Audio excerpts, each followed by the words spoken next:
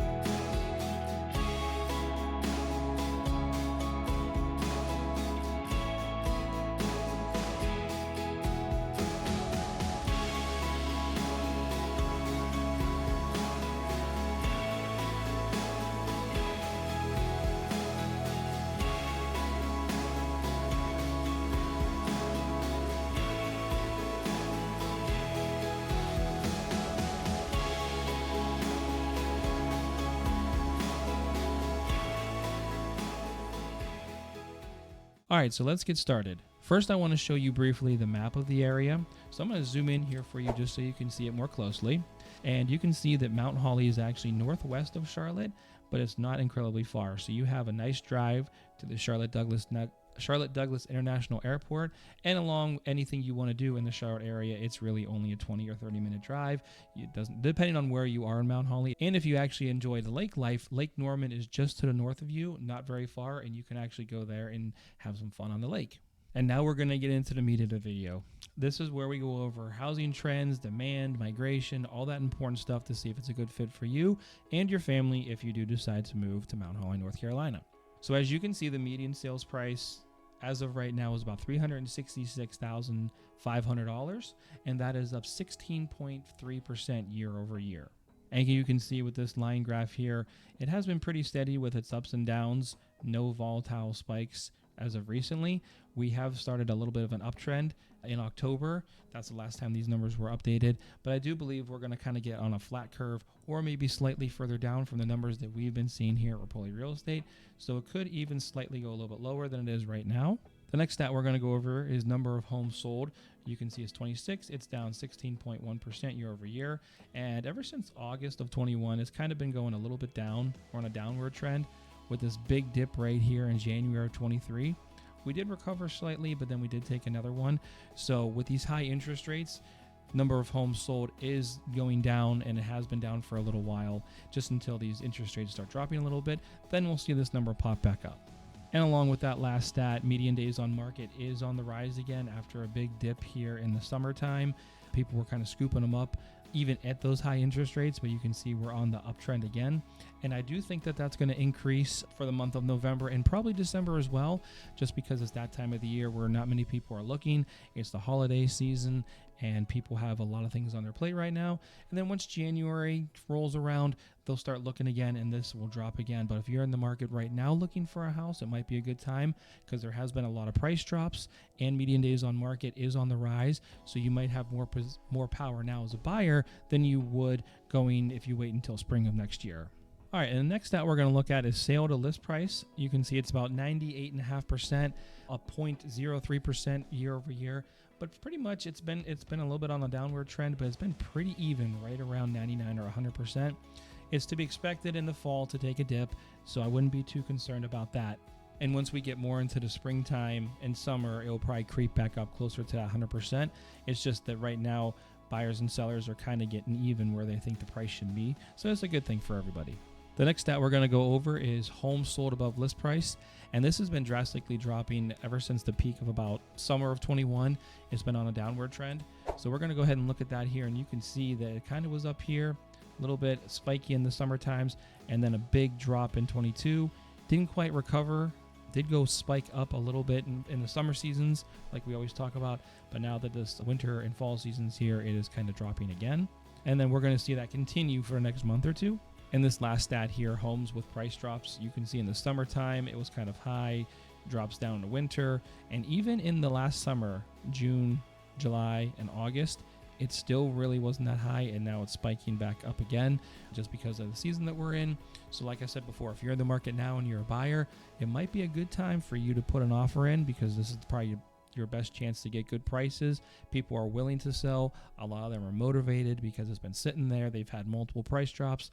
So you might be able to find a good deal out there. And if you've seen my other videos, you know I like to go over this migration stat. It's just a fun little stat to see where people are coming from and going to if they're leaving this area. So let's go ahead and take a peek at that. New York and Washington, LA, Chicago, San Francisco are usually tops on the list and have been for quite a while for people that are coming to the Charlotte area. And then when people are leaving, some of them don't even go that far. Myrtle Beach, South Carolina, just because Charlotte isn't really close to a beach. It's about 3 hours or so from the closest beach, which isn't that bad. But some people want to live that beach life. And one of the closest beaches to us that people like to go to is, of course, Myrtle Beach. Asheville is more in the mountains. So the closest mountains to us is about 2.5 or 3 hours. So people might want to have that life too. And then you can see a lot of them are North and South Carolina on this list. But I always think that's kind of fun to look at. Schools we don't go over too much. There's a list here that shows you some fine schools in the area. But if you do decide to move here, you can reach out to Kristen and I. Our information is right on the screen, and we can send you some good resources. There are some good schools. There's some good charter schools, and of course private schools as well. So we can help you find what you need if you decide to move to Charlotte, North Carolina, or any of the surrounding areas. All right, and let's talk about the weather. Most people think that it's hot all year round here. We do actually have the seasons. Fall and winter, it can get pretty cold. I believe our coldest day so far this year was about 20 degrees in the morning, and then it usually heats up in the afternoon. It does not stay cold. If you live in the north like I used to in Northeast Ohio, you might start the day at 5, 10, 15 degrees, and then it doesn't get above 20 the rest of the day just because of the cloud cover and such. But down here, if it starts around 20, you usually get up to 40 or 50, which is still chilly for the area, but it's not super cold. And if you do get snow in the morning, it usually does melt off by the afternoon. In regards to hurricanes, we moved down here 5 years ago, and I believe we've had 2 hurricanes that actually came in directly off the coast. That was like the first year we came here, so we thought that was going to be a standard, but it's actually kind of rare for a hurricane to actually come and hit the Carolinas from the Atlantic coast.